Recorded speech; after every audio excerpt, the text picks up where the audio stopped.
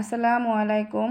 Hello everyone, welcome back to my channel Manjaras kitchen BD. আশা করছি সবাই ভালো আছেন। আজ আমাদের রেসিপিতে থাকছে খুবই মজার একটা ভর্তা। সেটা হলো বেগুন ভর্তা, যেটা দিয়ে মাছ মাংস ভুলেও মন ভরে এক নিমিষেই প্লেটের ভাত শেষ হয়ে যাবে। তো চলুন আর দেরি না করে মজাদার ও লোভনীয় ভর্তার এই রেসিপিটি দেখে নিই।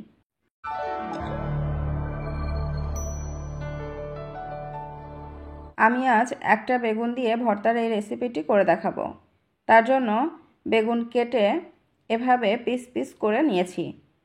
পিসগুলো একটু মোটা মোটা করে কেটে নিয়েছি। এখন এর মধ্যে হাফ চা চামচ পরিমাণ লবণ দিয়ে বেগুনগুলো ভালো করে মেখে নিব। লবণ দিয়ে বেগুনগুলো মাখানোর ফলে বেগুন থেকে বেশ খানিকটা পানি ছেড়ে দিবে। লবণ ভালোভাবে মেখে নেওয়ার পর একটা ঢাকনা দিয়ে আমি এটা 10 থেকে 15 মিনিটের মতো ঢেকে রেখে দিব। এর ফলে বেগুনের মধ্যে লবণটা ভালোভাবে ঢুকতে পারে ও বেগুনগুলো নরম হয়ে আসে, তাতে বেগুন সিদ্ধ হতে সুবিধা হয়। ফিরে এলাম 15 মিনিট পর।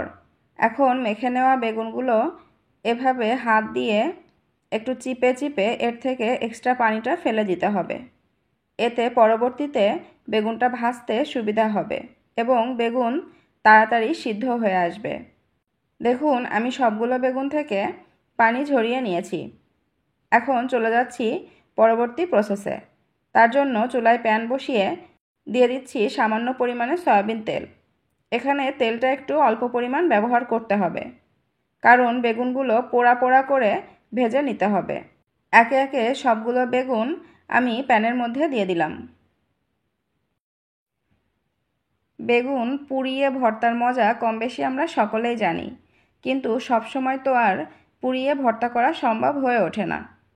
কিন্তু আমার এই রেসিপি ফলো করে বেগুন ভর্তা বানালে কোনো অংশে সেটা পোড়ানো বেগুন ভর্তার থেকে কম হবে না।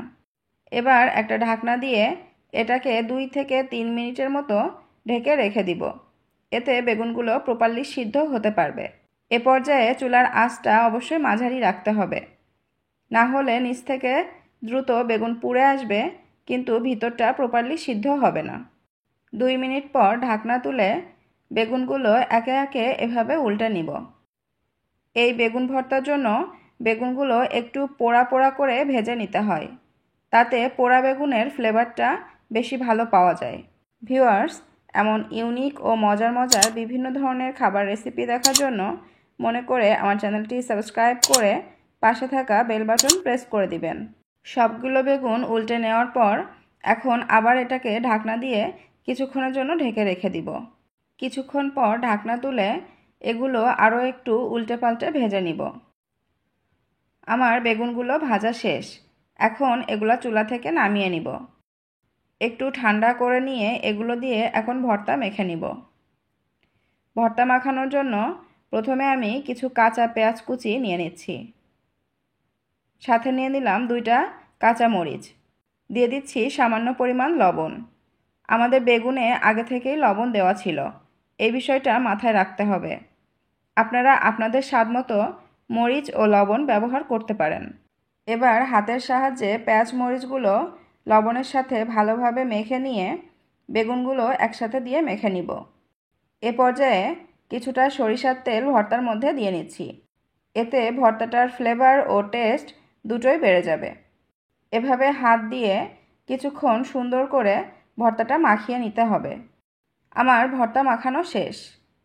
দেখুন কত সহজেই তৈরি হয়ে গেল বেগুনের ভর্তার রেসিপি।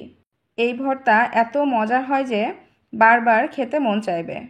গরম ভাতের সাথে এই ভর্তা খেতে কত মজার সেটা বলে বোঝানো যাবে না। তো আর দেরি না করে আপনারাও এটা বাসায় বানানোর ট্রাই করুন। আশা করছি আমার সহজ এই ভর্তার রেসিপিটি আপনাদের ভালো লেগেছে। শেষ পর্যন্ত আমাদের সাথে থাকার জন্য ধন্যবাদ। ভালো থাকবেন, সুস্থ থাকবেন, স্বাস্থ্যকর খাবার খাবেন। আল্লাহ হাফেজ।